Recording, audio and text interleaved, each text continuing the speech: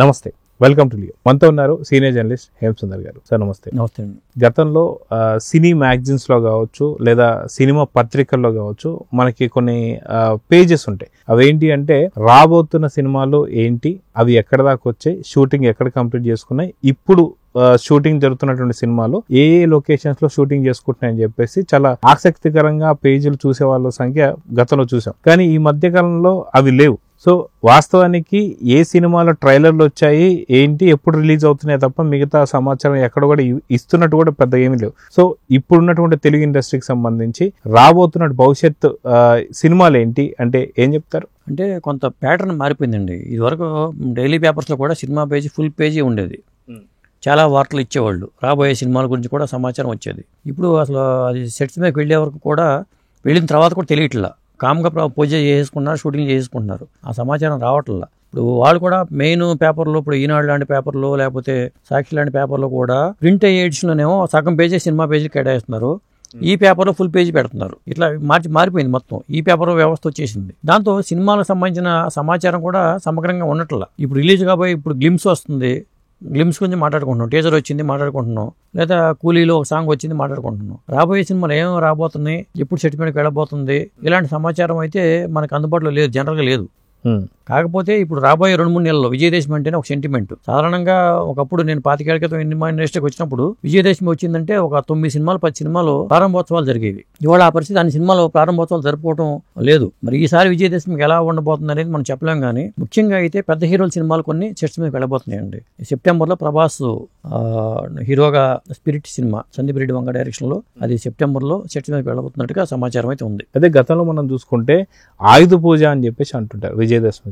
So cinema వాళ్ళందరికీ కూడా ఆయుధ పూజ అంటేనే సినిమానే ఒక పెద్ద ఆయుధం. సో నిజంగా ఆయుధ పూజకు సంబంధించి దసరా కానుకగా అప్పుడు స్టార్ట్ చేస్తారు, లేదా ఏదన్నా ఒకటి రన్నింగ్ లో ఉన్న సినిమాలు ఉన్నా సరే ఫస్ట్ అయితే ప్రారంభించుకొని మళ్ళీ దాన్ని స్టార్ట్ చేసుకునేట్టు చూస్తాం. కానీ ఈ మధ్య కాలంలో ఏ సినిమాలు స్టార్ట్ అవుతున్నాయి, ఏ సినిమాలు ఎక్కడ దాకా వచ్చాయనే సమాచారం మాత్రం లేదు.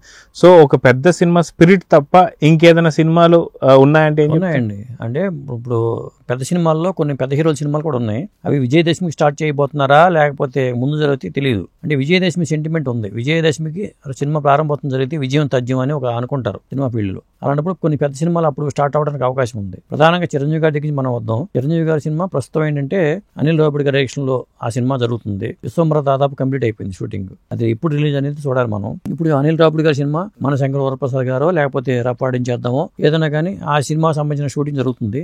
దాంతో పాటు శ్రీకాంత్ ఓదెల డైరెక్షన్ లో ఒక సినిమా అనేది బయటకు అంతక్రితం వార్తలు వచ్చినాయి.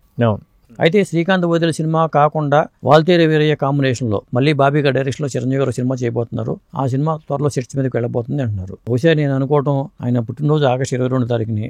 దీనికి సంబంధించిన అనౌన్స్మెంట్ కూడా ఆ రోజు వచ్చే అవకాశం ఉంటుంది. సినిమా ప్రారంభోత్సవం ఏమైనా దసరాకి చేస్తారా, ఎందుకంటే షూటింగ్ కూడా కంప్లీట్ చేయాలి కాబట్టి దసరాకి ఏమైనా ప్రారంభోత్సవం చేస్తారా అనేది మనకు తెలియదు.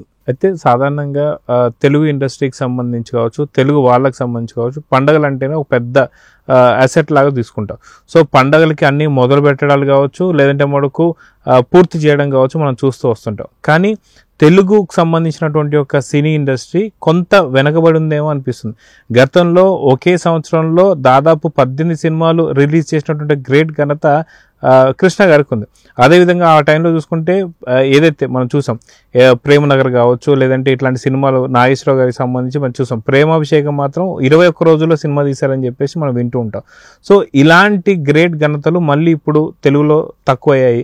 ఒక్కొక్క హీరో సినిమా 3 ఏళ్ళు 4 ఏళ్ళు పడుతున్నాయి. సో ఇప్పుడు నిజంగా దసరాకి స్టార్ట్ అయ్యి కరెక్ట్ గా సంక్రాంతికి రిలీజ్ అయ్యే సినిమాలు కూడా గతంలో మనం చూసాం. కానీ ఇప్పుడు ఎందుకు అలాంటివి లేవు, అలాంటివి మళ్ళీ స్టార్ట్ అయ్యే అవకాశాలు ఉన్నాయంటే ఏం చెప్తారు? అందుకనే వాళ్ళు సినిమా స్టార్ట్ చేసినప్పుడు కూడా చెప్పట్లా. ఇప్పుడు ఎందుకంటే ఎక్కువ కాలం పట్టినట్టు అనిపిస్తుంది అనే ఉద్దేశంతో కామ్గా అనుకోవడం, ప్రారంభోత్సవానికి మీడియాని కూడా ఎవరిని కవరేజ్ కూడా పిలవట్లా. ఇదివరకు ఏంటంటే ఫైనాన్స్ అవసరం కాబట్టి కవరేజ్ వచ్చిన తర్వాత ఫైనాన్సర్స్ కానీ ఇవన్నీ కూడా మూమెంట్స్ ఉంటుంది, సినిమాకి సంబంధించిన మూమెంట్స్ ఉండేది. ఇప్పుడు అట్లా లేదు కాబట్టి ఇక వాళ్ళు కామ్గా చేసుకుని వెళ్ళిపోతాం, లోపాయకారిగా ఫైనాన్సర్తో ఒప్పందాలు కుదుర్చుకోవటం అలా జరుగుతుంది. ఇప్పుడు ఇందాక చిరంజీవి గారి సినిమా చెప్పాను కదా, బాలయ్య బాబు సినిమా కూడా మరి కృష్ణ డైరెక్షన్ లో ఉంటుంది. అది కూడా ప్రారంభోత్సవం జరపబోతుందని చెప్తున్నారు.